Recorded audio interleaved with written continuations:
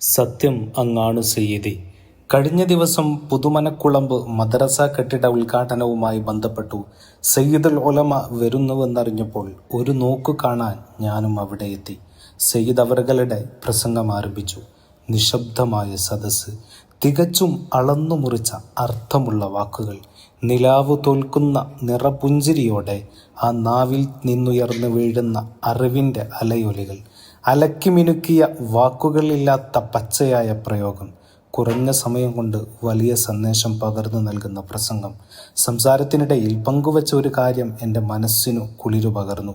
വരുന്ന വഴിയിൽ കാറിന്മേൽ പക്ഷിയുടെ കാഷ്ടം ശ്രദ്ധയിൽപ്പെട്ട ഡ്രൈവർ അതു കഴുകാനായി പള്ളിയുടെ അടുത്ത് വണ്ടി നിർത്തി വെള്ളമെടുക്കാനൊരുങ്ങുമ്പോൾ അവിടുന്ന് പറഞ്ഞതിങ്ങനെ: പള്ളിയുടെ വെള്ളം നിസ്കരിക്കാൻ വരുന്നവർക്കുള്ളതാണ്, അത് നമ്മുടെ വണ്ടി കഴുകാനുള്ളതല്ല.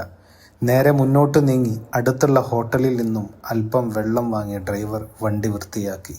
എത്ര വലിയ സൂക്ഷ്മത! ഉഹ്റവി പണ്ഡിതരിൽ ഉന്നത ശ്രേണിയിലുള്ളവരിൽ നിന്ന് ഇതല്ലാതെ മറ്റെന്തു പ്രതീക്ഷിക്കാൻ? തീർന്നില്ല.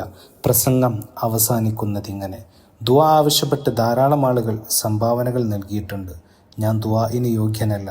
എൻ്റെ രണ്ടു സൈഡിലും ഇരിക്കുന്ന സയ്യിദുമാർ, സയ്യിദ് എംപിച്ചുക്കോയ തങ്ങൾ, സയ്യിദ് ഹാമിദ് തങ്ങൾ ദുആ ചെയ്യും എന്ന് പറഞ്ഞ് സലാമോടെ പ്രഭാഷണം നടത്തി പുറത്തിറങ്ങി.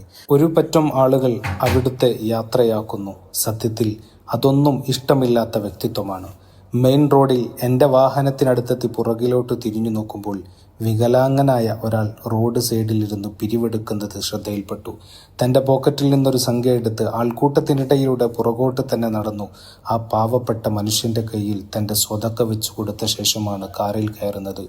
ജീവിതത്തിൽ ഇത്രയധികം സൂക്ഷ്മതയും വിനയവും വെച്ചു പുലർത്തുന്ന ഒരു നേതാവിനെ മറ്റാർക്ക് ചൂണ്ടിക്കാണിക്കാനാവും? അള്ളാഹു ദീർഘകാലം ഈ ഉമ്മത്തിനെ നയിക്കാൻ സയ്യിദുൽ ഉലമ സയ്യിദ് ജിഫ്രി മുത്തുക്കോയ തങ്ങൾക്ക് ഭാഗ്യം നൽകട്ടെ. ഉമർ ഫൈലി തിരുവിഴാംകുന്നിൻ്റെ വൈറലായിക്കൊണ്ടിരിക്കുന്ന പോസ്റ്റാണിത്. എന്തു സുന്ദരമായ പ്രവർത്തനം! ഇതാണ് നേതാവ്, സയ്യിദുൽ ഉലമ സയ്യിദ് ജിഫ്രി മുത്തുക്കോയ തങ്ങൾ.